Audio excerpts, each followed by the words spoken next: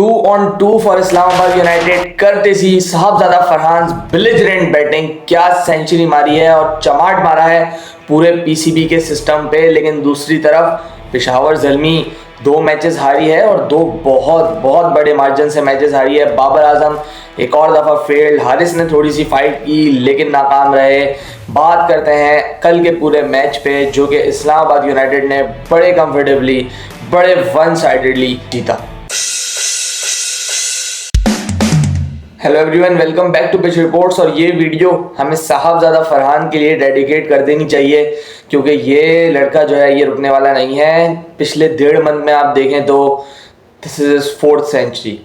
पिछले मंथ जब national T20 हो रहा था वहाँ पे इसने सिर्फ सेंचुरीज नहीं की हैं बल्कि बहुत बड़ी सेंचुरीज की हैं। 163 किया इसने और उसके बाद 148 in the semifinal of the tournament. And now जब इसको यहाँ पे मौका मिला, इसकी डोमेस्टिक परफॉर्मेंस कंसीडर करके इस्लामाबाद यूनाइटेड ने जब इसको पिक किया एंड मोस्ट इंपॉर्टेंटली इसको मैच दिया, इसको चांस दिया और इसके अपने नंबर पे चांस दिया, तो इसने यहाँ पे भी सेंचुरी जड़ दी। और क्या कमाल इनिंग्स खेली है, clean striking off the ball और एक शॉट भी ऐसा नहीं जो आधा अधूरा लगा हो। He was perfect today. आप बात करते थे साहबजादा फरहान के स्ट्राइक रेट पे, मुझे खुद लगता था कि साहबजादा एक लंबी इनिंग्स का प्लेयर है, T20 क्रिकेट नहीं खेल सकता। लेकिन जो इंप्रूवमेंट साहबजादा फरहान ने दिखाई है, एक सेंचुरी अगर कोई बंदा स्कोर कर देना तो मैं समझता हूँ T20 में बहुत बड़ी बात होती है। लेकिन 4 सेंचुरीज वो भी 1.5 मंथ के पीरियड के अंदर अंदर, this is amazing. Sahibzada Farhan, credit to him, बहुत ज़बरदस्त इनिंग्स खेली और इतनी फ्लॉलेस इनिंग्स साहबजादा फरहान की देख के बड़ी खुशी होती है क्योंकि जो भी प्लेयर डोमेस्टिक में परफॉर्म करता है एंड देन वो इस स्टेज पे आता है और यहाँ पे भी परफॉर्म करता है, तो ये बहुत ज़्यादा खुशी की बात होती है क्योंकि यही वो लड़के हैं जो आपकी डोमेस्टिक को 4-4, 5-5, 6-6 साल टॉप करते हैं और यही डिजर्व करते हैं। फिर पाकिस्तान का बैच भी लगना चाहिए इन पे और ऐसी जगह पे जब इनसे परफॉर्मेंसेज होती हैं तो एज अ क्रिकेट फैन दिल से खुशी होती है। इसके बाद अगर मैं बात कर लूँ पाकिस्तान टीम में अगर साहबजादा फरहान को लाया जाता है तो मैं समझता हूँ कि बहुत ज़्यादा इंपॉर्टेंट है कि उसकी फेवरेबल कंडीशंस में आप उसको मैच दें।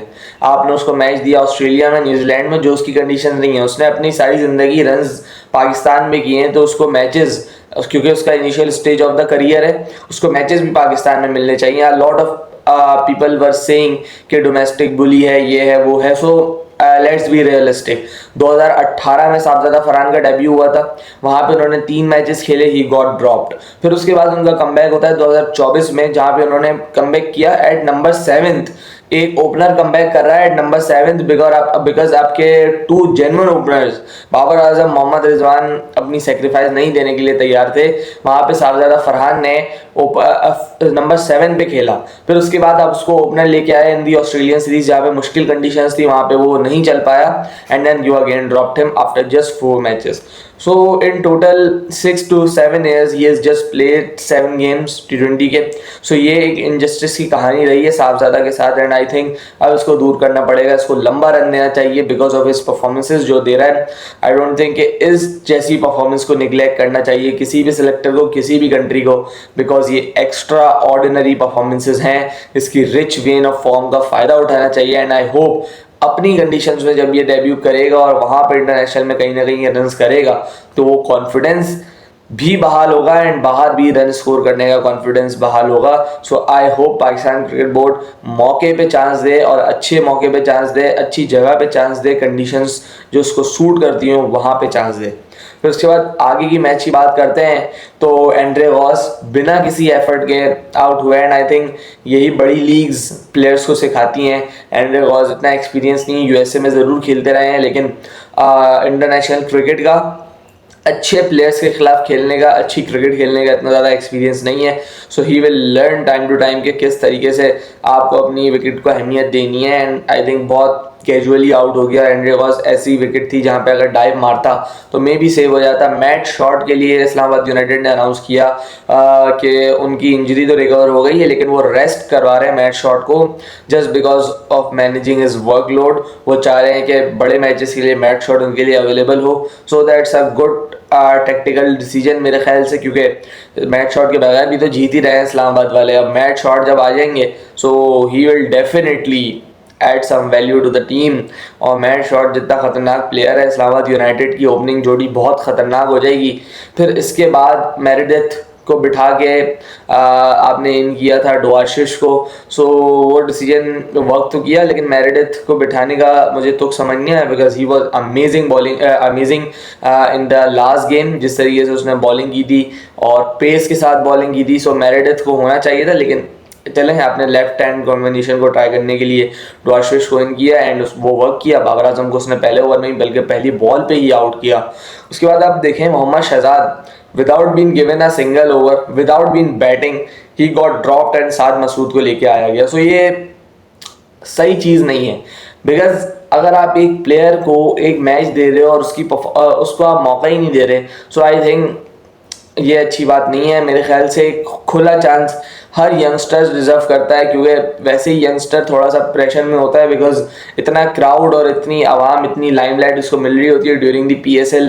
सो हर यंगस्टर चाहता है कि मैं अच्छे से अच्छा परफॉर्म करूं, अपनी टीम के लिए लाइमलाइट में आऊं। सो जो भी यंगस्टर खेले उसको प्रॉपर चांस देना चाहिए फ्रेंचाइजी को। एंड मैं एग्जांपल देता हूं लाहौर कलंदर की, जिस तरीके से वो अपने लड़के को चांस देते हैं, अपने नंबर पे चांस देते हैं और उसको खुला बोलते हैं कि अपना गेम खेलो। ये होता है यंगस्टर्स को चांस देना, और इसी वजह से हम देख रहे हैं over the years Lahore Qalandar ने प्रोड्यूस किए हैं players for Pakistan, and I hope they will continue to do so. उसके बाद मेरे लिए जो बहुत अच्छी बात रही, मैं जो बहुत ज़्यादा खुश हुआ किसी चीज़ को देख के, वो था सलमान अली आगा की बैटिंग। क्योंकि भाई Salman Ali Agha is your future, Salman Ali Agha is your captain as well. Salman Ali Agha ने जो बैटिंग की है आज, उसने बताया है कि भाई ना तो सिर्फ मैं एंकर हूँ, बल्कि मैं अच्छा फिनिश भी कर सकता हूँ।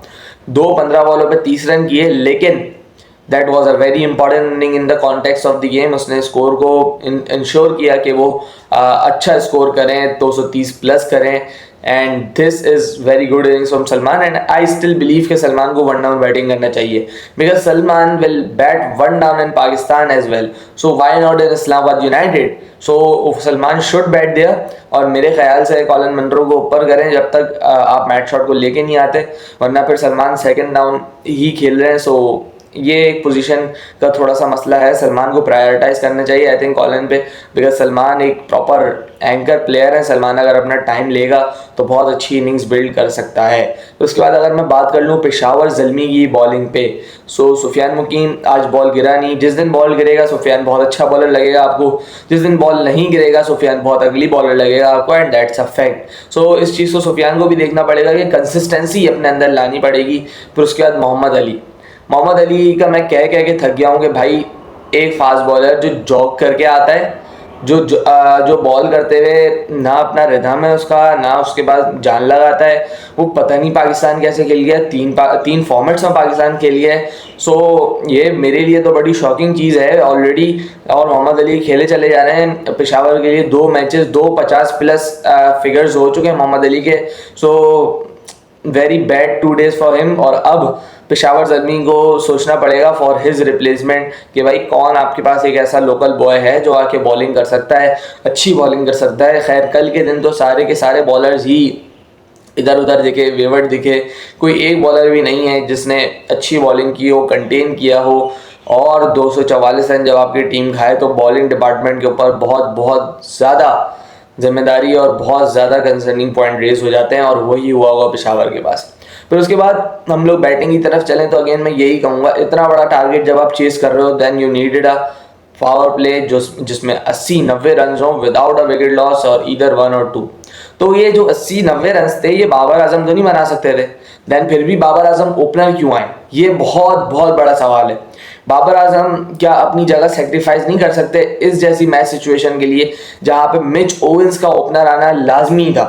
मिच ओवेंस अगर ओपनर आता so maybe he could have charge. उसने हमें दिखा दिया था कि वो पहली 2 बॉलों पे उसने छक्का चौका जो मारा और जिस पावर से मारा, वो बहुत डेंजरस प्लेयर है भाई। उसने 122 रन किए थे बिग बैश में with an strike rate over 200। So he is a very dangerous player, लेकिन उसका जो गेम है वो एज एन ओपनर है। क्या बाबर आजम अपनी जगह सेक्रीफाइस नहीं कर सकते? बाबर आजम जो कि वन डाउन अपनी जिंदगी में पूरी जिंदगी खेलते रहे, तो क्या वो वन डाउन नहीं खेल सकते इन जैसी पोजीशन पे जहां पे आपकी टीम को जरूरत हो, जहां पे आपको 244 चेस करना हो? आई थिंक 244 जैसे चेस में बाबर आजम का कोई काम ही नहीं है। बाबर आजम क्या करेंगे 244 जैसे चेस में? ये तो काम ही मिच ओवेंस, हारिस और साइम का था। साइम का एक पैटर्न बन गया। आप देखें पिछले साल वाली डिसीजन और इस साल वाली डिसीजन डिसमिसल ये एक जैसी डिसमिसेस हैं सारी की सारी। यहाँ पे अगेन उसने इनटू द विकेट बॉल किया एंड अगेन स्क्वायर लेग पे साइम कैच आउट हो गया। सो लास्ट ईयर भी बहुत सारी ऐसी डिसमिसेस थी। साइम को वापस सोचना पड़ेगा कि मैं वापस ऐसे नहीं आउट हो सकता, क्योंकि साइम ने बड़ी मेहनत की है and Pakistan got a player, so he need to capitalise, he need to look okay, he need to look apart from everyone in this PSL because Saim is an asset for Pakistan। और मैं समझता हूँ पाकिस्तान की cricket आने वाले 5 से 10 साल में साइम अय्यूब के कंधों पे बहुत ज़्यादा रिलायंट है, क्योंकि वो ऐसा प्लेयर है, क्योंकि वो इतना ही इम्पैक्ट प्लेयर है कि अगर साइम चलेगा तो पाकिस्तान के लिए बहुत ज़्यादा मुश्किलें आसान हो जाएंगी। लेकिन जब साइम नहीं चलेगा तो हम देख लें पेशावर के लिए भी और पाकिस्तान के लिए भी बहुत ज़्यादा कंसर्निंग पॉइंट है। फिर हारिस के लिए कॉन्फिडेंस के लिए बहुत अच्छी इनिंग्स रही होगी, लेकिन आप देखें ये हारिस को ये वाली जो इनिंग्स है ना, ये पिछले मैच में खेलनी चाहिए थी जब साइम अय्यूब खड़ा हुआ था, जब आपको खेलनी चाहिए थी इनिंग्स। खैर इस मैच में भी खेली है, सो उनका कॉन्फिडेंस तो बहाल हुआ होगा। एक बड़ी इनिंग्स खेली है, 80 जब आप लगाते हो तो आपको कॉन्फिडेंस आता है कि हाँ यार मैं परफॉर्म कर सकता हूँ। सो और वही चीज़ चाहिए हारिस को भी। आई थिंक पावर प्ले में अगर यूटिलाइज करें तो वो बहुत लीथल है। I don't know Babar Azam की जगह यहाँ पे टॉप ऑर्डर में कैसे बनाए, क्योंकि सारे प्लेयर्स आप देखें, ब्रायंट जो खेल रहा था वो भी एक ओपनर था, उसको इन लोगों ने नीचे करा for the sake of Babar Azam. और फिर उसके बाद मैक्स ओवन, तो वो तो ओपनर ही है लेकिन वो ओपन नहीं कर पा रहा। सो फिर हारिस की भी बात कर लें, फिर साइम भी ले लें, तो बाबर आजम कैसे एडजस्ट होगा इस टॉप ऑर्डर में, क्योंकि इतनी फायर पावर ऑलरेडी इस टॉप ऑर्डर में है। सो पेशावर ज़ल्मी की जो मैनेजमेंट है दे नीड्स टू थिंक, अगर बाबर खेल रहे हैं तो उनके अराउंड फिर आप हारिस, साइम और मिच ओवेंस को कैसे खिलाएंगे, ये टोटली अप टू देम है। और बहुत जल्दी सोचना पड़ेगा, क्योंकि 2 हार हो चुकी हैं पेशावर की एंड 2 बहुत बहुत बड़ी हार हो चुकी हैं पेशावर की। अगर मैं एक छोटी सी तस्करा कर लूँ इस्लामाबाद यूनाइटेड की बॉलिंग पे, तो भाई आप मानो या ना मानो, आपने अगर क्रिकेट देखी है, आपको अगर क्रिकेट की समझ आती है, तो still Imad Wasim is the best spinner, Imad Wasim is the best all rounder available in Pakistan cricket. और जो लोग उनकी 15 पे 23 वाली इनिंग्स को ट्रोल करते हैं, सो वो इनिंग्स वन ऑफ थी और वो ऐसे मोमेंट पे आ गई जहाँ पे पाकिस्तान को उसकी नीड नहीं थी। सो तभी इमाद वसीम का जो इमेज है वो इस तरीके का बना हुआ है। लेकिन आप उस वर्ल्ड कप में भी अगर इमाद की बॉलिंग देखें, सो उससे इमाद वसीम ने बहुत ज़्यादा इंप्रेस किया था। आखिरी मैच में इमाद ने जो पाकिस्तान के लिए खेला, 4 ओवर 8 रन 3 आउट। मैं ये नहीं कह रहा कि इमाद को अब वापस रिटायरमेंट छोड़ के आ जाना चाहिए, लेकिन मैं पाकिस्तान क्रिकेट का स्टेट बता रहा हूँ आपको कि स्टिल एक रिटायर्ड बॉलर आपका बेस्ट स्पिनर है इस क्रिकेट में। सो ये चीज़ें सोचने की ज़रूरत है। शादाब खान ने भी 2 आउट किए, लेकिन मेरा नहीं ख्याल कि अगर कोई पक्के बैट्समैन होते वो शादाब को छोड़ते, क्योंकि हर दूसरी या तीसरी बॉल वो मुंह पे बिल्कुल या तो वो फुल टॉस करे जा रहे थे। साथ मसूद का भी डेब्यू हुआ, एक अच्छा डेब्यू हुआ जहाँ पर उन्होंने विकेट्स भी लिए। सो आई होप इस्लामाबाद यूनाइटेड किसी ना किसी एक को खिलाना कंटिन्यू करेगा और पूरे मौके देगा। And Islamabad United is on fire, while on the other hand Peshawar Zalmi really needs to think and there is a concern for Peshawar Zalmi, क्योंकि 2 मैच आ रहे हैं और 2 बहुत बड़े मैच आ रहे हैं। आज की राइवलरी बहुत बड़ी है, कराची वर्सेस लाहौर है। सो देखना नहीं ना भूलिएगा हमारा post match for that game. मिलते हैं उस वीडियो में, जब तक के लिए अपना ख्याल रखिएगा। अल्लाह हाफ़िज़।